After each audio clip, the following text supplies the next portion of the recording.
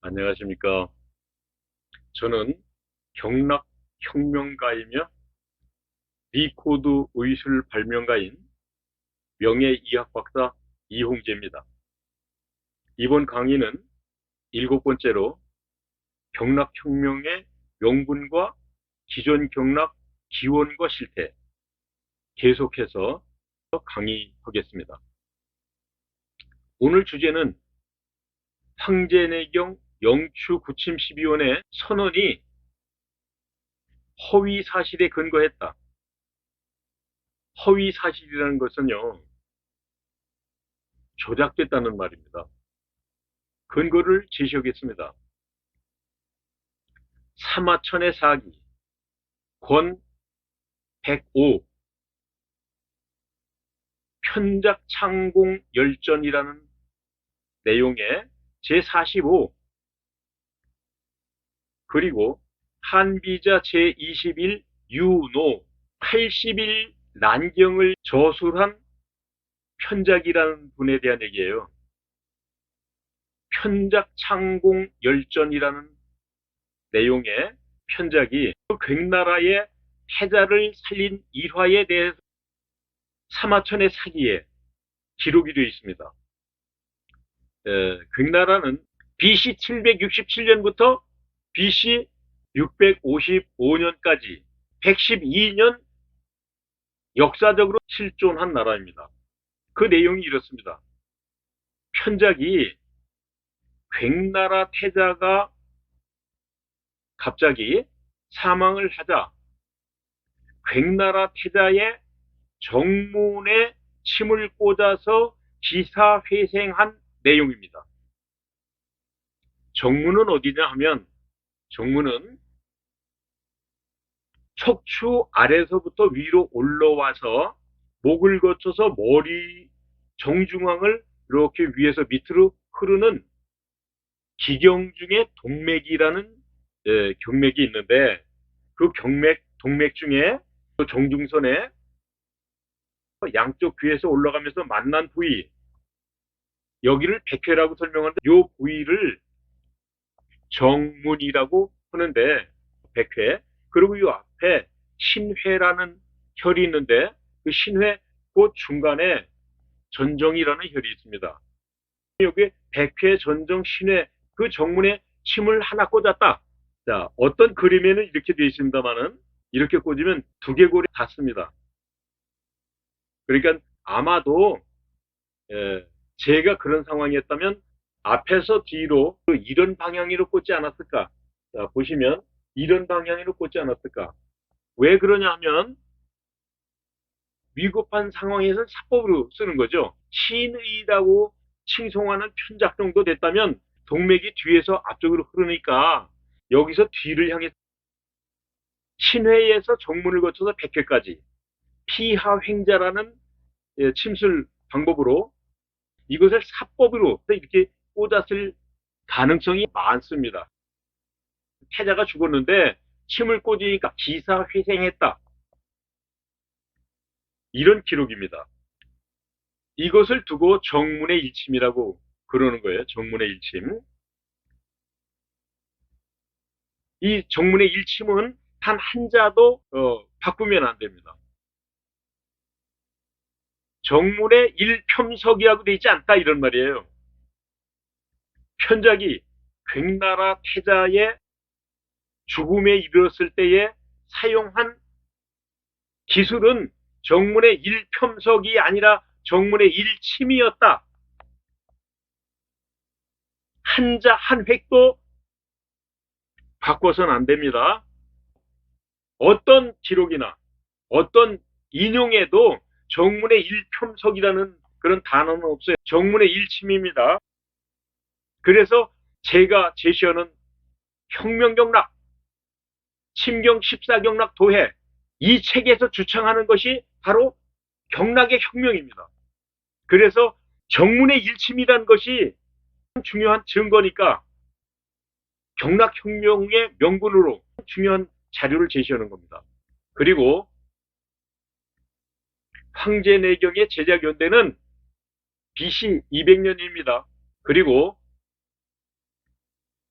백나라의 태자를 살린 일화 정문의 일침의 기록은 BC 767년부터 BC 655년까지 112년 동안 실존했던 괭나라의 기록입니다. 이 괭나라는요, 주나라 시대에 주문왕이 나라 건국에 공이 있는 동생들의 공을 인정해서 제수한 실존했던 나라입니다.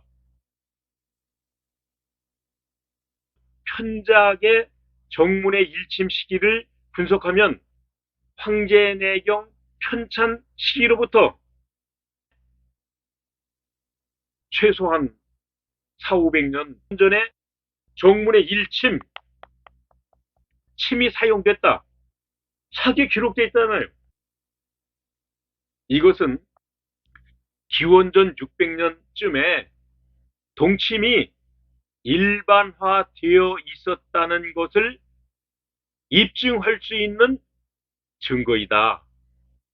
그 증거로 사마천의 사기를 제시합니다. 저는 사마천의 사기를 근거로 황제경 영추가 출현한 그 시대 최소한 400~500년 전에 이미 침술이 일반화되어 있었다. 그래서 황제내경 영추 구침 12원 서문에서 제시했었던 미침으로 첨석을 쓰지 않게 한다는 요 대의 명분은 조작 왜곡된 것이다. 사마천의 사기에 근거해서 왜곡 조작된 것이다라고 저는 제시하는 겁니다. 어떤 개인 아닙니다. 저는 황제내경의 내용을 문제로 삼는 겁니다. 그리고 춘추 전국시대 수백 년간은 전쟁의 사륙과 파괴와 질병으로 대혼란의 와중에서 부상자와 질병을 치료해온 동이족이 그런 전통과 경험을 축적을 해서 그때까지 사용해왔었던 첨석을 동침으로 발전시킨 민족이다. 왜냐하면 첨석은 어쩌다가 부러질 수도 있거든요. 근데 그것이 만약에 살에 꽂혀진 상태로 이게 부러졌다면 그 침 끝 부분, 이 살에 남아있을 수도 있잖아요. 그래서 자극하고 바로 발침을 하죠. 돌침은 가늘수록 위험하죠. 가늘면 부러질 수 있죠. 그런데 동침은 이것이 쇠붙이기 때문에 돌침처럼 부러지는 일은 흔치 않죠. 그리고 동침은 좀 더 가늘게 만들 수 있죠. 이런 장점이 있는 겁니다. 그래서 동침으로 발전시킨 이런 연구와 발전에 기여한 분들이 동이족이었다. 동이족이 침수를 찾아내고 발전시킨 민족이다. 동이족이었다는 사실의 기록에 대해서는 박물관에 보존되어 있는 첨석, 그 돌침을 인용을 해서 근거로 설명을 드리죠. 그런데 이번에는 이 동침을 개발해서 이미 일반화되었었던 의술이었다라는 근거를 말씀드리는 겁니다. 그래서 황제경 편찬연대는 BC 200년이에요. 그러고 80일 난경 저술자 편작 선생님이 활동하던 시기는 BC 767년부터 BC 655년까지. 그러면 최소한 400~500년 이전이란 뜻이죠. 사마천의 기록이 400~500년 그 이전에 그 괭나라의 태자를 살렸었던 정문의 일침이 기록이 된 침을 사용했다라고 돼 있잖아요. 이때에 이미 동침이 일반화돼 있었다. 정문의 일침이 기록이 된 괭나라의 존재 연대는 BC 767년부터 BC 655년까지, 황제내격 용추의 시기는 BC 200년, 황제내격 용추의 구침 12원에서 기록한 미침이 바로 동침인데, 미침, 동침은 이미 500년 전에 사용하고 있었다.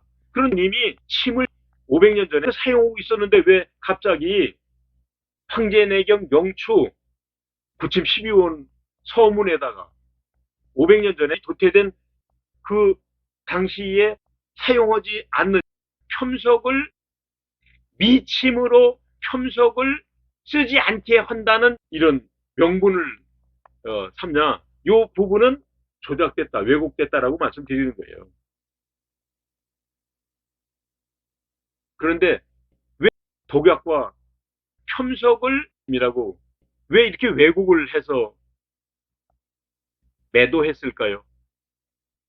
왜 첨석을 퇴출시키는 명분으로 삼았을까요? 저는 그 이유를 황제 내경 영추를 편찬한 분들이 한족 지식인 집단이 아니었겠느냐. 그래서 동이족 의수를 퇴출시키고 그걸 뺏어다가 한의라는 것으로 제시하는 겁니다. 한의. 그로부터 한의라는 것이 탄생했고 지금까지 내려오는 거예요. 그러면 그 당시에 한족 지식인 집단이 시도했던 의술혁명은 성공했다, 이런 얘기죠. 대성공이죠. 2000년이나 내려온 지금까지도 그대로 답습하도록 만든 대단한 성공이죠. 그것을 감히 이렇게 수염이 그냥 허연 이런 동이족의 후손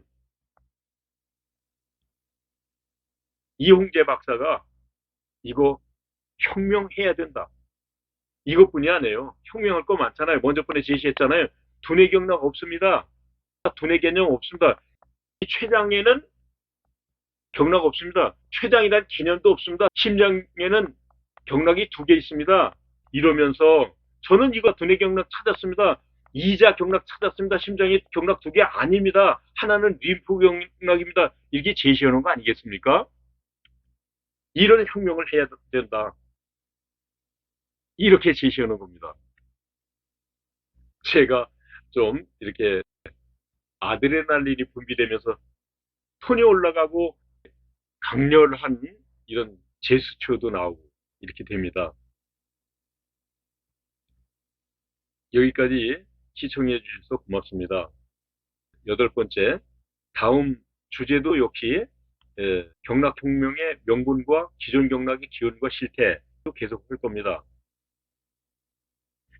또 책 소개를 하려면 겸연쩍게 웃음이 나와요. 혁명경락, 침경14경락 도해, 그리고 리코드, 교보문고 매장과 인터넷에서 구입할 수 있습니다. 그리고 혁명경락, 침경14경락 도해, 그리고 리코드는 제 출판사에서 출판을 했거든요. 제 출판사 이름은 동의 출판사입니다. 그리고 여기 자막이 이렇게 나가는데 010-5214-6999로 문자나 전화 주십시오.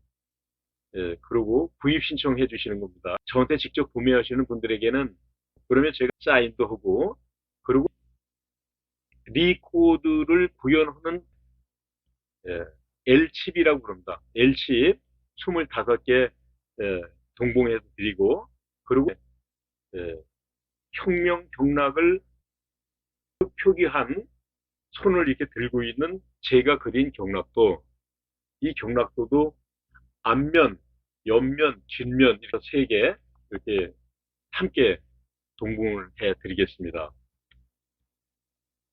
시청해 주셔서 고맙습니다. 다시 또 뵙겠습니다.